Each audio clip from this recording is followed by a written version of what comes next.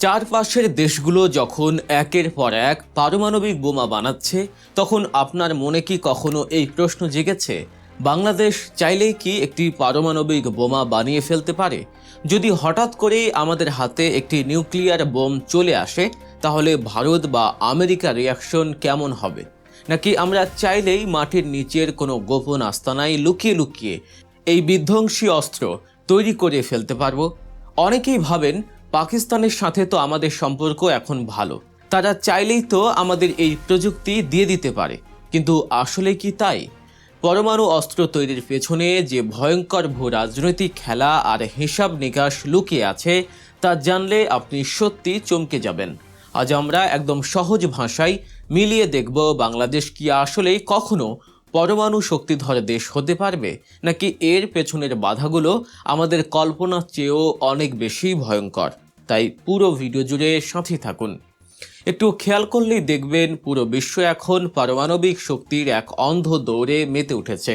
আমাদের প্রতিবেশী ভারত, পাকিস্তান কিংবা চীনের দিকে তাকালেই বোঝা যায় সামরিক শক্তি বাড়াতে তারা কিভাবে অস্ত্রের পাহাড় গড়ছে। পারমাণবিক অস্ত্র মানে শুধু বিশাল এক বিস্ফোরণ নয়। আমেরিকার বিখ্যাত কূটনীতিক হেনরি কিসিঞ্জার বলেছিলেন, পারমাণবিক অস্ত্র হলো একটা দেশের চূড়ান্ত জীবন বীমা। সোজা কথায়, আপনার কাছে যদি এই অস্ত্র থাকে, তবে বিশ্বের কোনো পরাশক্তি আপনার দিকে চোখ তুলে তাকানোর আগে 10 বার ভাববে। কারণ তারা জানে আপনাকে আঘাত করলে আপনিও পাল্টা আঘাত করবেন, আর ফলাফল হবে নিশ্চিত ধ্বংস।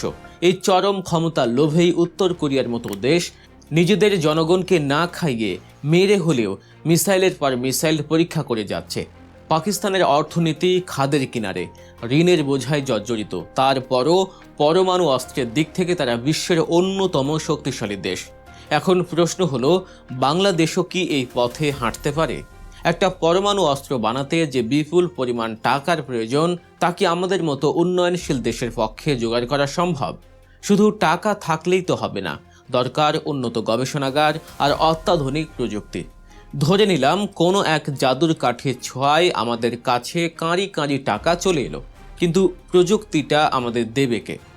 অনেকেই সেই 70-এর দশকের ইসলামিক বোম বা মুসলিম দেশগুলোর যৌথ পরমাণু অস্ত্রের ধারণার কথা ভাবেন।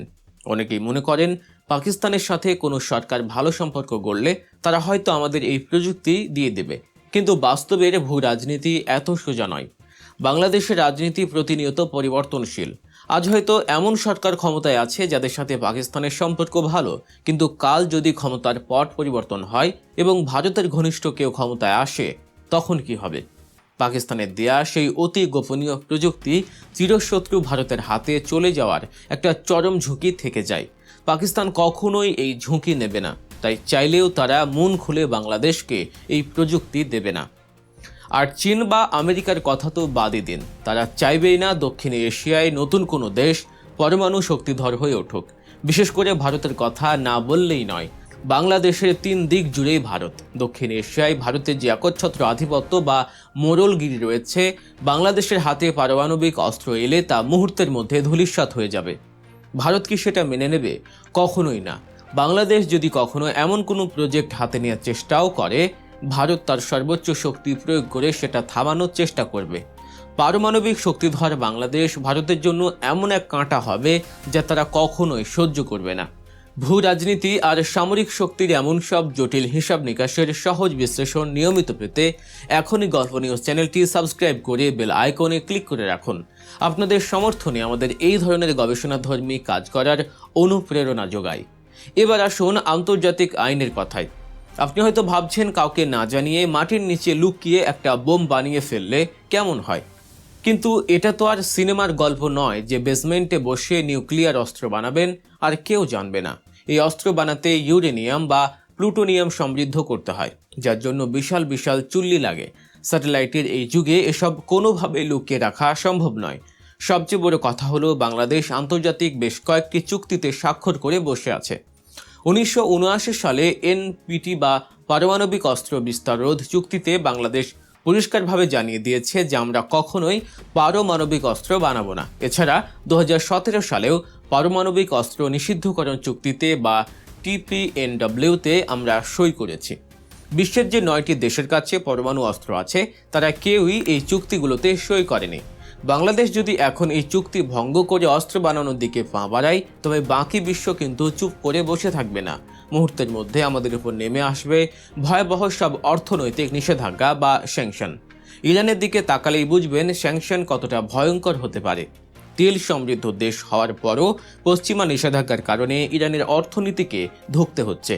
আর আমাদের অর্থনীতি মূলত টিকে আছে তৈরি পোশাক রপ্তানি আর রেমিটেন্সের উপর। পশ্চিমা দেশগুলো যদি আমাদের গার্মেন্টস কেনা বন্ধ করে দেয়, তবে দেশের অর্থনীতি 1 মাসের মধ্যেই মুখ থুবড়ে পড়বে। অস্ত্র বানানোর আগেই দেশ জুড়ে শুরু হয়ে যাবে দুর্ভিক্ষ। অনেকের মনেই একটা প্রশ্ন ঘুরপাক খায়, আমাদের রূপপুরে তো পারমাণবিক বিদ্যুৎ কেন্দ্র আছে, সেখান থেকে কি পরমাণু অস্ত্র বানানো সম্ভব? এর সোজা উত্তর হলো না।